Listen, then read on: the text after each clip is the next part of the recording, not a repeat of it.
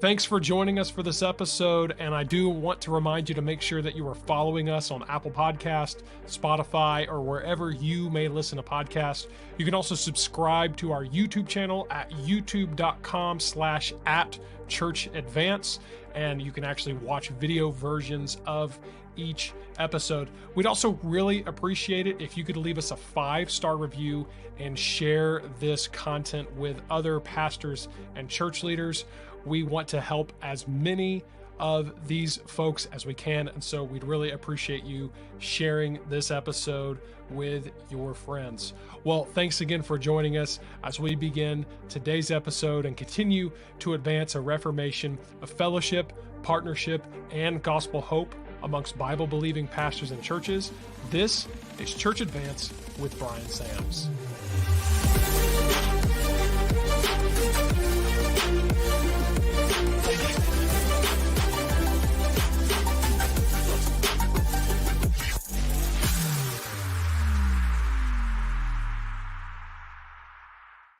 And hello, friends. Welcome back to the Church Advance podcast. And this is your host, Bryan Sams. Good to have you. And Luke, welcome back to the show, man. It's good to see you again today. Yes, sir. It's always good to be on the mic with you. And I look forward to jumping into some all fresh, new, fresh content today, right? Oh, my goodness. So we're going to talk about raising kids a little bit today. And, I heard before you always have a lot more to say about raising kids until you raise kids, and then you feel like you have a lot less to say. So I think that's probably true. But here I am now. I have 5 children, and many of you would know that. 5. There's 5 kids. In fact, this morning we were getting ready for school and work, and all my younger ones were out in the kitchen. They were grabbing their backpacks and about to head outdoors. So 11, 6, 5, and 3. And I'm just looking at them. They're just running around and being kids. And I'm like, what am I doing, man? This is nuts. Like, look at this. And then on top of it, I got a 16-year-old daughter. So, we've got it all. We've had unique story. We've adopted 4 out of the 5 of our children. 3 of them came to us within 9 months. In 2019 and 2020. And so we've just kind of been all over the map, and we got quite a spread. And now we've got a 16-year-old who's actually going to be heading off to college early and doing a dual enrollment year. We got everything from a relatively college age student to one who's just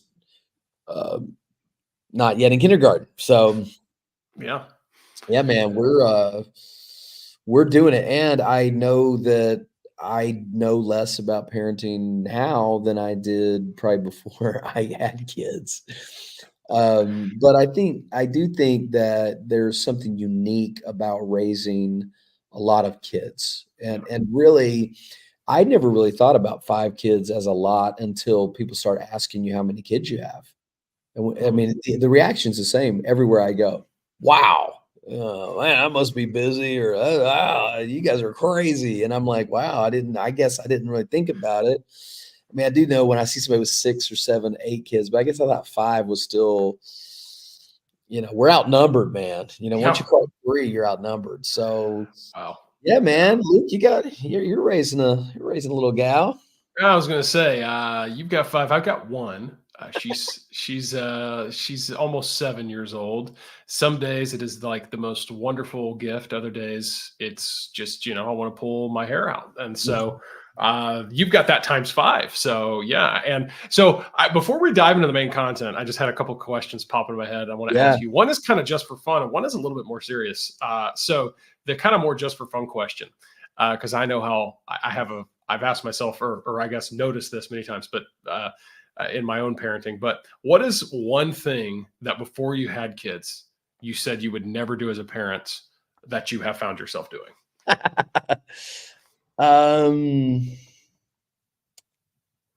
Yeah, I think just from my background, I had this view of children, very conservative Christian thing, like, militant, kind of lined up, they're all going to dress the same way. They're going to look the same way. We're all going to sing together at church. Yeah. That's, Amen. that's never happened. And I think it's because one of the things I've learned is the cookie cutter regimented, everybody look the same, be the same, quickly went away when you have 5 kids and you just realize that's not our life. That's not who we are. We're not gonna spend 10 hours a day practicing our violin and singing when we don't know what grade we're in our homeschool kind of thing. Yeah. So it's something like that stereotypical where every kid's gonna play an instrument, we're gonna sing together, that sort of stuff, just that kind of faded away. That's kind of silly. Um, we we don't we don't we don't Now that's probably good. That's probably the thing that comes to mind. Just Yeah. I don't know why that stuck out to me, but that's just kind of a funny picture I get every time I see a large family of singing together. So that's great. I mean, it's really cute, but I always think to myself, well, I hope those kids are, able to enjoy being a kid, and that there's not too much pressure on them to be this um, cookie cutter looking Mhm. child that doesn't have a life, and I know Yeah. that's terrible, but I think it's just what comes to my mind. Yeah. Yeah. Yeah. Well, mine is a little more. I don't know. It's yours is very actually. That's much deeper of an answer than I was expecting. It's excellent. Because I can relate to that to some degree. But again, my daughter's only 6. Mine is, and I will preface this with saying, like, I do kind of, I am confident in the way that my daughter's relationship with technology, I should say, like, she doesn't always have a screen in her hand or whatnot. Now, that being said, though, one of the things that I always said was, well, I will never be that parent who turns on the TV to occupy my kid. And again, I do limit her TV and her screen time, but there have been times where it's just like, hey, daddy's got to work. And Yeah. so Yeah. it's Bluey or whatever else it may be, just give her something to occupy her. And I will say, I'll give my daughter the credit to say she likes a good TV show, but she's actually really good at playing on her own. So a lot of times she starts it and it's just kind of Oh, playing in the yeah. background. She's doing something else. But I was just like, I'll never be that parent who does that. A And lot of it's like, that's well, really when you got more than one kid, frankly, yeah, they become their own little play thing. yeah, They're the younger ones, especially. It's a little harder for my older kids, but the younger ones, man, they can just they entertain themselves. mhm, One thing I am a couple that well, no, I'm gonna get ahead of myself here. So I yeah, was gonna say yeah, a couple things I am stickler on that I always knew I would be, and I am, and that comes up in one of these lists that we're going yeah, to go through today in a minute. But you had what that's the thing I'd say was a little misguided thought on what a view of kids. I yeah, used to think that was so cool, yeah. and I just don't think so anymore. So Well. So this question, and I don't know. I know kind of the points that we're going to work through here, here in a bit. But what is something that because you do have a wide range. Your oldest is 16, right? That's what you said, mhm. 16, and your youngest is 3. Yeah, almost 40. So you have tech parented in on a wide scale, almost in, I mean, maybe even multiple generations to some extent. Mhm. And so, what is something different about the parenting process and approach now than what you were maybe doing when your 16-year-old was the 3-year-old? Yeah, I mean, honestly, I think one of the biggest changes and challenges has been because we have migrated away from a legalistic, standard-driven kind of family. We deal with things individually and as they come. For instance, we're not going to we don't say our kids don't. We just don't watch TV because there's nothing good on it. No, we're going to navigate individual things with them. Hmm. Or same thing with like dress has been a unique one. Like, what did you think when your kid, your girls were little, as opposed to what it is when they're teenagers? Navigating some of those gray areas is what I would call them. Things that aren't just so cut and dry. Whereas before, when my older kids were little, we were just very much like, hey, This is kind of quote unquote bless God what we do and don't ask any questions. I was never really our attitude, but it was more we were more of the persuasion that just having a handbook or a rule book was the solution to Mhm. producing quote unquote the perfect kids. But I think as time goes on, you want to give them not just a rule book, but you want to give them a relationship, and they are ultimately going to be spirit-led believers themselves who follow and pattern their lives after Christ. And it's not just always going to look the same. I think I never understood that when, especially when Adriana and Brent were small. Now I'm very much like, hey, these kids could very easily go to a church that's different than mine, or Mm. have a different viewpoint of something than I do, and I'm gonna be okay with that. I just want them to love the Lord, and I want them to follow Christ, and hopefully by example and by our teaching, they have the basic things, a basic moral compass, a basic scriptural foundation, and we want them to be able to live as adults. So not trying to that's maybe another way to say it. I think earlier in my life I wanted to raise good kids. I think now I'm really focused on raising adults. Wow. And I Wow. think I think that that's kind of a big challenge that I would give to my former self, Yeah. is lay more heavily on that. And I will create it creates challenges sometimes because my kids don't always understand.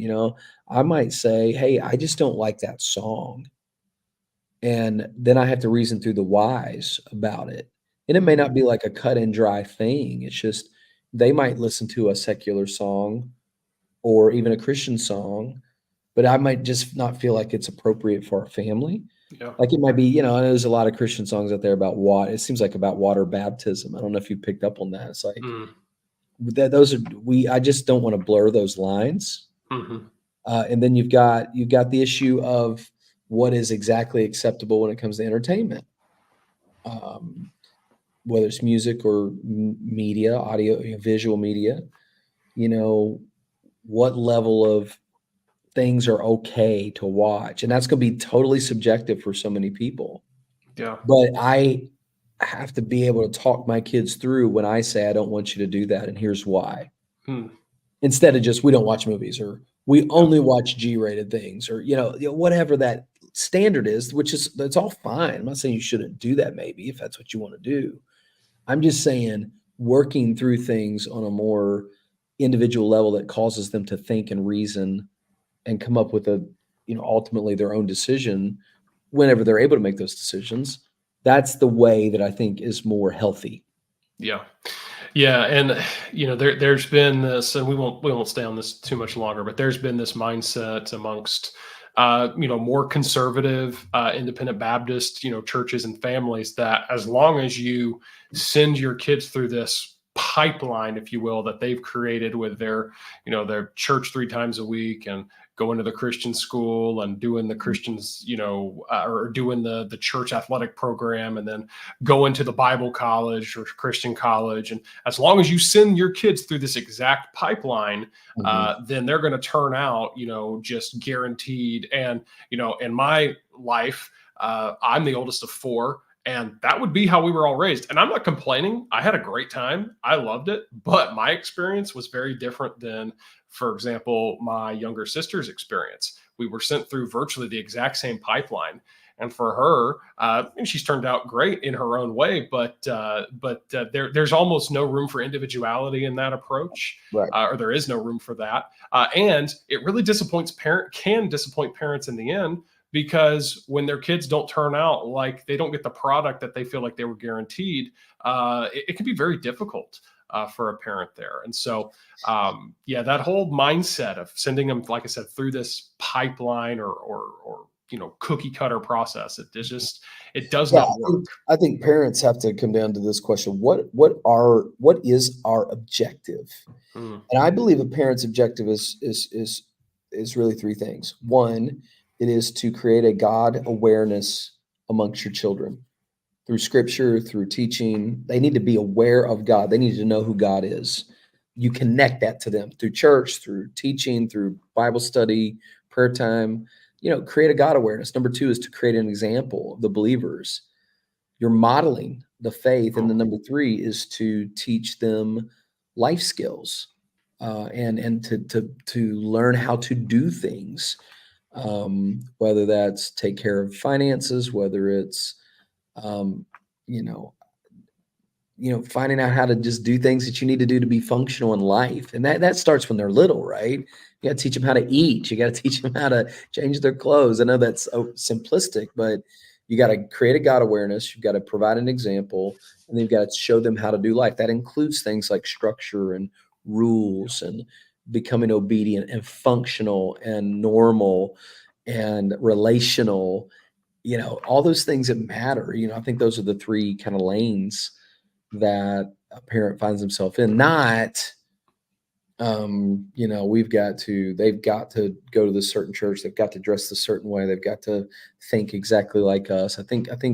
it creates a situation where a parent is much more free from the fear and the guilt of, oh no, my kid didn't turn out exactly a certain way.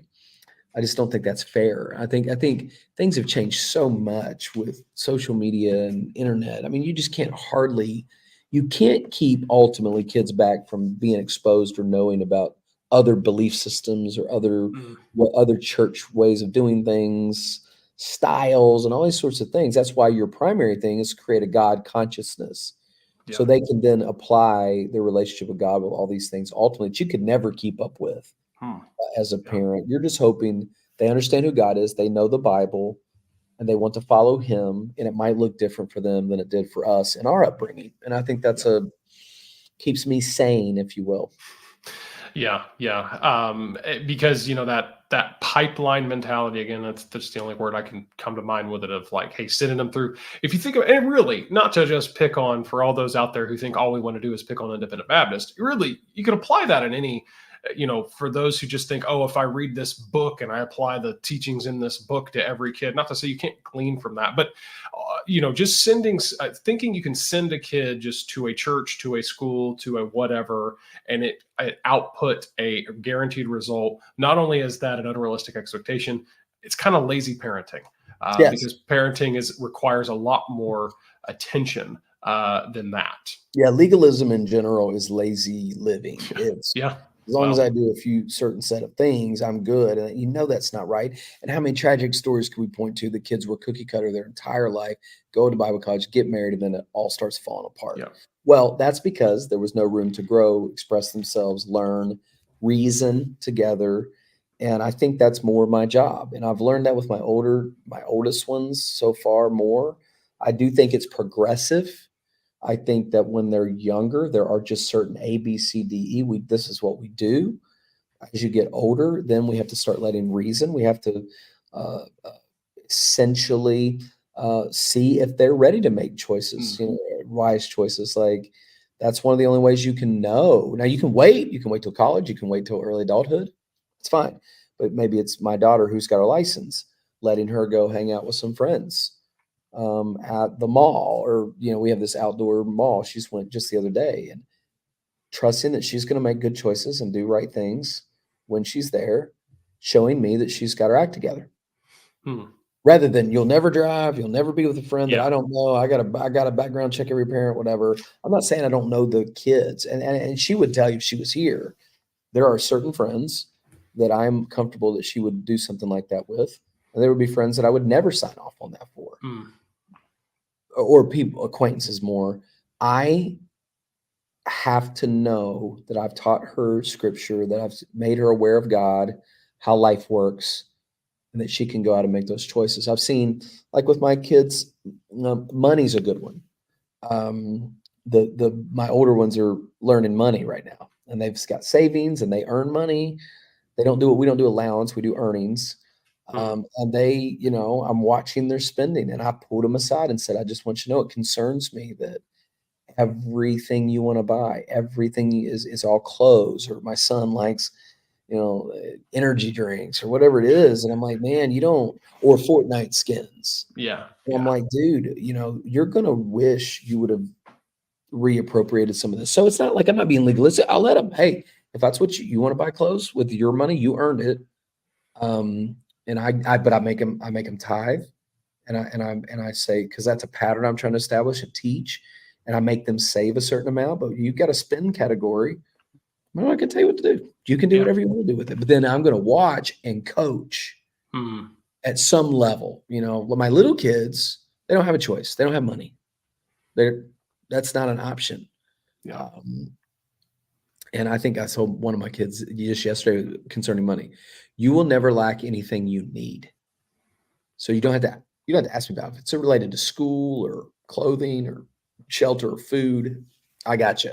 Yeah. That's my job. But if it relates to wants or whatever, you get to make those decisions. And if I start seeing a pattern of something that I think is not healthy, I'm just going to coach you on it. You still Yeah. got to make the decision. Yeah. I'm going to coach you on it. Yeah, I think the comparing coaching or parenting to coaching is actually a really healthy mindset, because when you're a coach of like a team, like a football team, basketball team, you cannot control those players. You can Right. call plays, you can give them kind of insight, and try to pump them up, get them excited, cheer them on. But at the end of the day, those players, and it happens all the time, a football or a quarterback rather is going to call an audible or run an option, something that the coach didn't necessarily say to do. And sometimes that's a just horrible result, but oftentimes, hey, it was a good call. And that's the coach to kind of player relationship. There is that I'm going to give you insight, but sometimes I know that things are going to just, life is going to look different, whatever. And so I trust you in that way. And so, but I think it just comes down to, like you said, you're coaching because you can't control them. You're coaching them, not controlling them. Yeah, and one more point to be made about that. I think in the analogy, this is kind of how the conversation started, but in the analogy, I think you also, if I were coaching T-ball kids as opposed to high school baseball kids, Yeah. man, I'm gonna go to a T-ball team. Large amount of kids have never played ball, and I'm gonna walk over and say, "This is a bat. This is how Yeah. you hold the bat.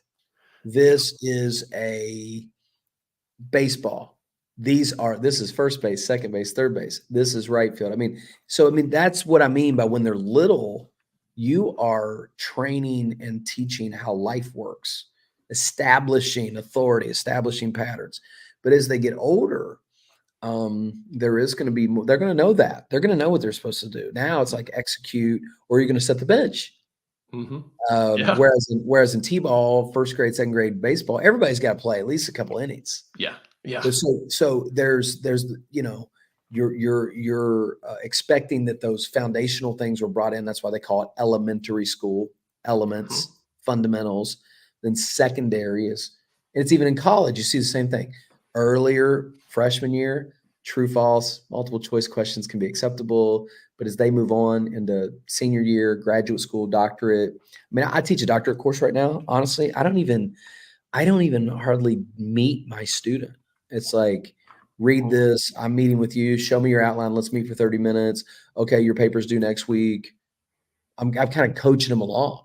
So different levels, different ages, different experiences require different methods of Yeah. coaching and teaching.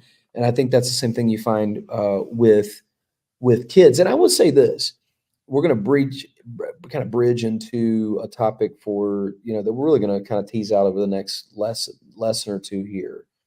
But I'm going to zone in specifically here now on raising multiple kids, Yeah. specifically 5. That's my Yeah. world.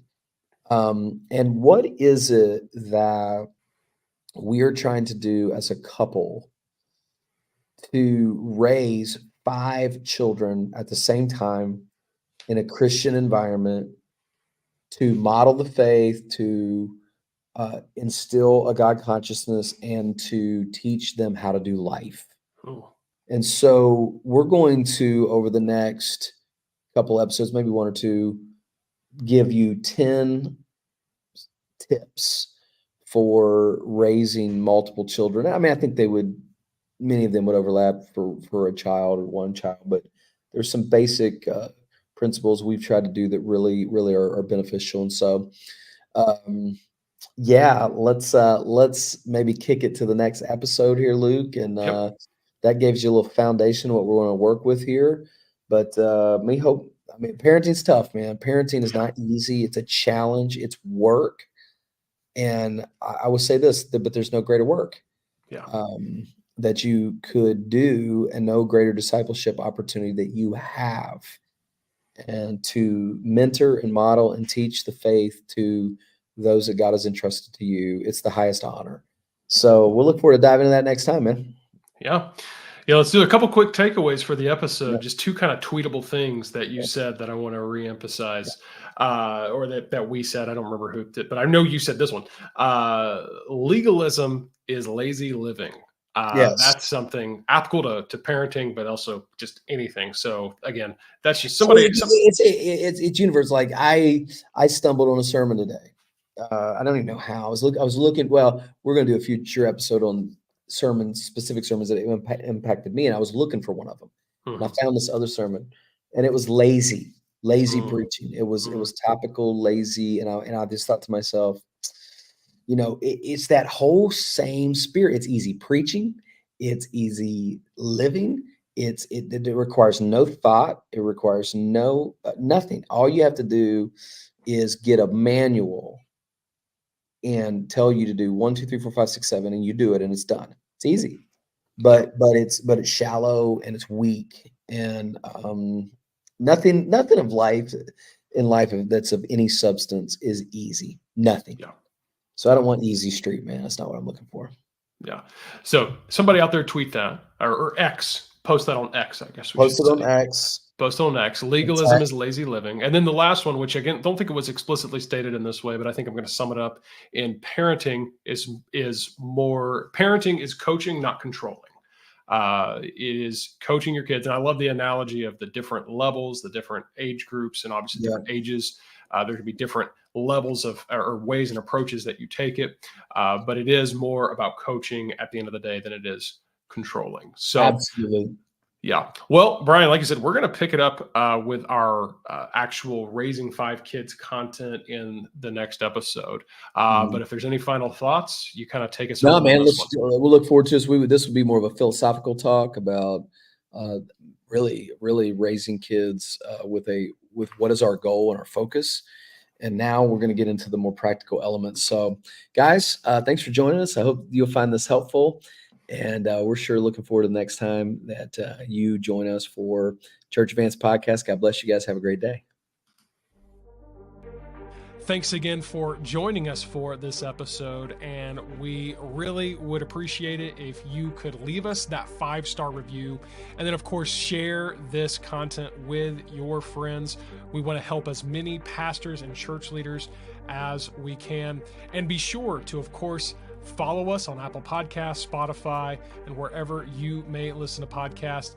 And go ahead and subscribe to the Church Advance YouTube channel at youtube.com/@churchadvance. This podcast is hosted by Bryan Sams. It is co-hosted and produced by myself, Luke Clayton, and the team at mustincrease.com. If you want to connect with Bryan, be sure to head over to his website at bryansams.com. Well, we really look forward to seeing you again in the next episode as we continue to advance a reformation of fellowship, partnership, and gospel hope amongst Bible-believing pastors and churches right here on Church Advance with Bryan Sams.